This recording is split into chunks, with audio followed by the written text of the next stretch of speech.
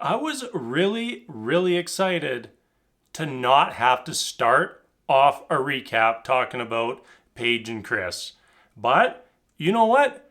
I'm looking at my notes here, and their majority are Paige and Chris once again. So I feel the need to jump back in on them once again. I thought that this storyline was coming to a close, not opening another chapter. You know, Paige said one very key thing tonight, and I think it was when she was talking to Pastor Dwight, and it was, fool me once, shame on you, fool me twice, shame on me. And then what does she do? She walks right back in to the same garbage once again. So we started out with Paige meeting up with Pastor Dwight.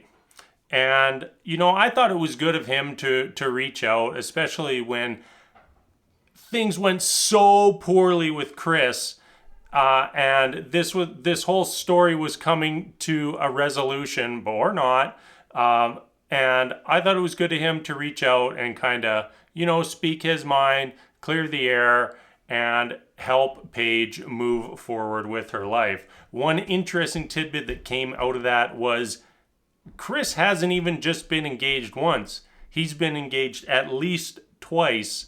And who knows, maybe more. Like what else do we just not know about this guy? What information was not vetted about this man that led to him landing on this show? One really cute moment with Paige was her freaking out about the dogs at Jacob's house. It was just hilarious.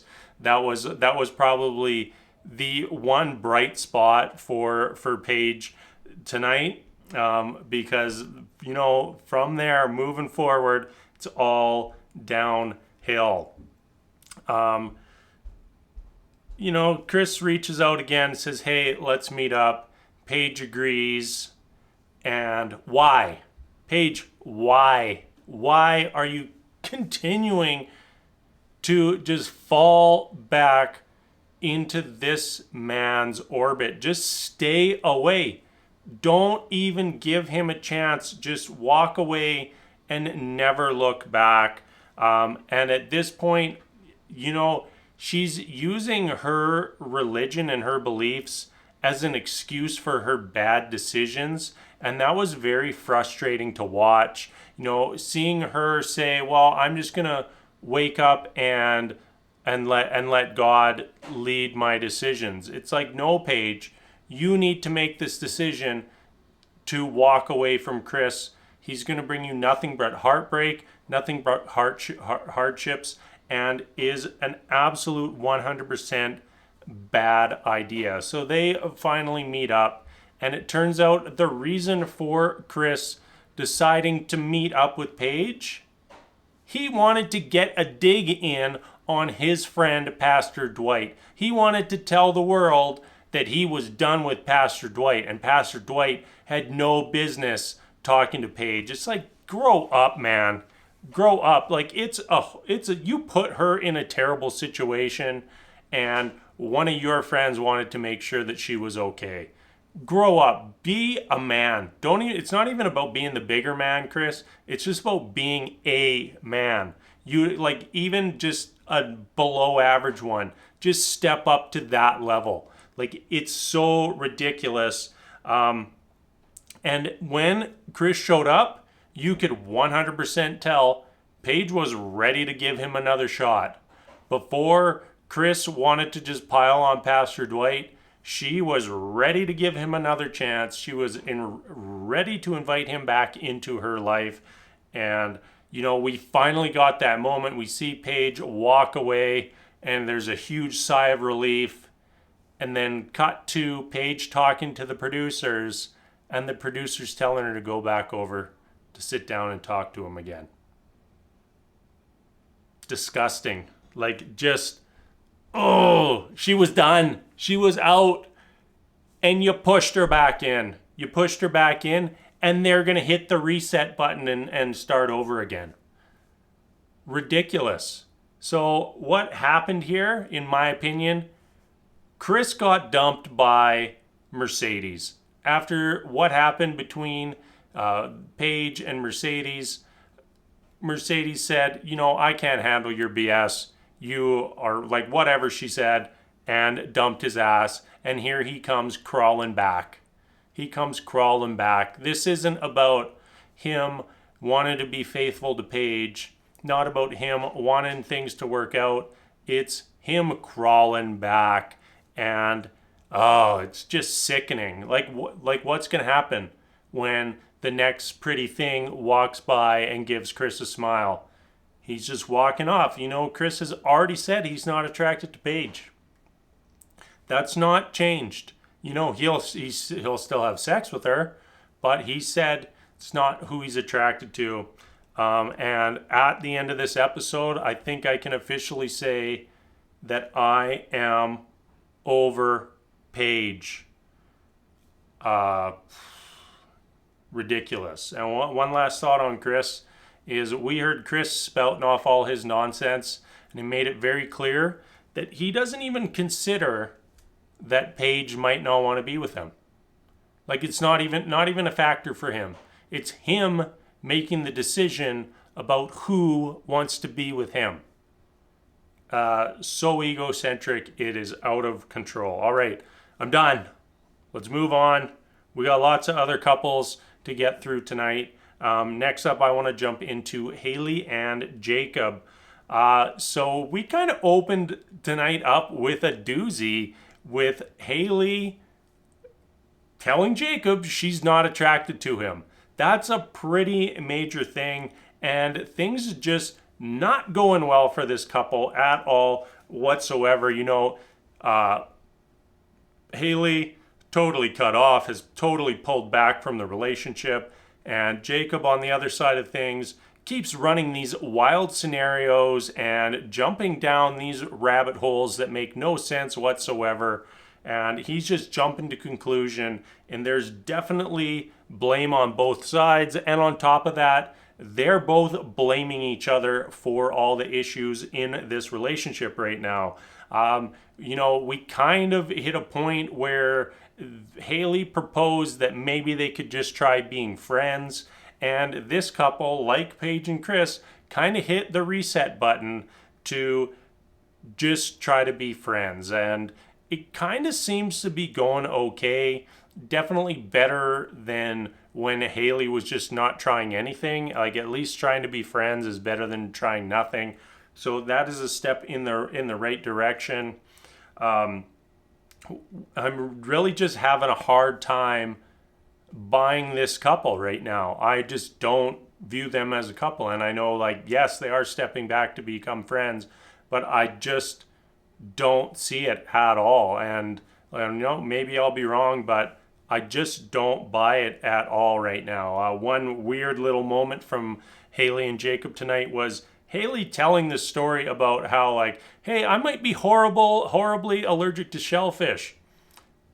By the way, I'm ordering some shellfish right now. No, if you have a shellfish allergy, you don't do that. You could just die. It's not a, I might get a little bit itchy. It's no, your throat could just close and you die. But I guess Haley likes to roll the dice, just not on relationships. Clara and Ryan. We've been seeing Clara's sexual frustration build up and build up and build up and build up. And I'm worried right now that she's not going to give Ryan enough time to commit to the relationship. Clara seems to be of the opinion that they should be in love and that Ryan's not going to fall in love and they're not having sex. So something's wrong. Something's not working. When, everything else in the relationship is going very well and going way better than I thought it would be. I thought that the donut date was kind of cool. Going out for a stack of donuts is the exact kind of thing that me and my wife would do. And I just thought it showed very thoughtfulness and caring from Ryan. And then we get on to the actual date, and it quickly turns into Ryan just going on this whole lecture. It wasn't like a directed lecture at Clara, but he's telling his dissertation on how he's motivated for life and ready to seize the day. And meanwhile, we're getting this awkward supercut of Clara trying donuts. Like they had to be recycling those shots, because I don't know if you noticed the pile of donuts in the corner. It never actually got any lower. So it just kind of a ridiculous little edit of her just eating donut after donut after donut, when really that she was just sampling them and Ryan was going on his motivation rant. Overall, these two seem like they are pointed in very different directions in life. I still think that they can make some compromises. Like, out of our couples that need to make some compromises, they're one couple that I think can meet in the middle and work things out. But like I said, will Clara have enough patience to let Ryan get there? And even today, like, Ryan was very clear when they were talking about love that she needed to be patient with him. So so Ryan, something's got to give there, whether it's Clara slowing down her expectations, or Ryan really taking that next step in the relationship. All right, Eric and Virginia. That came up today that they're really not spending that much time together, and I would really appreciate it if production quit casting people who had to travel for their jobs. This is like a very limited, short time experience, and when one of the people is going to be gone for multiple weeks out of the 8 weeks, it really makes it hard for that couple to have enough growth to get to the point where they're ready to properly commit come decision day. And how about Virginia being the one to say, like, hey, why weren't you texting me more while you were gone? Like, we had that whole controversy about Eric making sure Virginia was texting enough, and then all of a sudden he goes away for a couple days and it's him who can't keep up with checking in and texting and making sure everything is good in their relationship. When Eric compared his relationships to his old marriage, I knew that was a bad thing. That's just unhealthy behavior from Eric, that he's basically has this standard and expectation of this old marriage, an old marriage which failed, by the way, and is now comparing Virginia to his ex-wife, and it's just not good. I'm glad Virginia brought that up later on in the episode, because I think that it helped to explain things to Eric that, hey, what you said was not the greatest, and also gave him an opportunity to explain that he's looking for more than what he had before. He's looking for a greater love. He's looking for all the things he didn't have last time around, and I thought that was very good for them. Overall, that conversation they had at dinner at Eric's house, I thought was just great for the couple overall. And finally, we got to see Eric's fabled guitar skills, which apparently worked, because immediately afterwards, they threw around some I love yous. And they also weren't the only couple to drop some L words tonight, as Brianna and Vincent also exclaimed their love for each other near the start of the episode. I also saw a really good moment when Vincent bought Brianna the bike, and I don't think anyone has ever been as excited about getting a bike as Brianna was for the bike Vincent got her. Everything seemed to be going really, really well for this couple until we hit salsa dancing. And what do we know about Vincent? As soon as things don't go his way or move into a realm where he doesn't like where things are going, he gets mad. And, he was not very good at salsa dancing. It was a total disaster for him. and he got angry. And he didn't just look like he was upset that it didn't go well for him and he couldn't do it. He looked absolutely furious, like he was ready to smash something, and that's not good. Like, you have to think, they're what, 3 weeks into their marriage, their relationship. This is Vincent on his best behavior. This is him on his absolute best behavior. What happens when the cameras aren't there to help keep him in check? You know, how does Vincent's temper look in that environment? Very concerning as someone watching, and you know, makes me way less confident about this couple moving forward.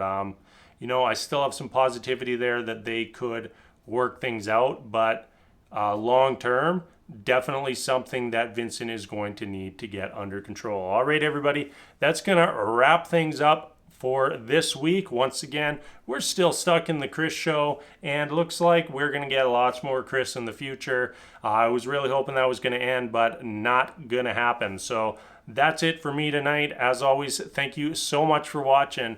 Until next week, we'll see you later.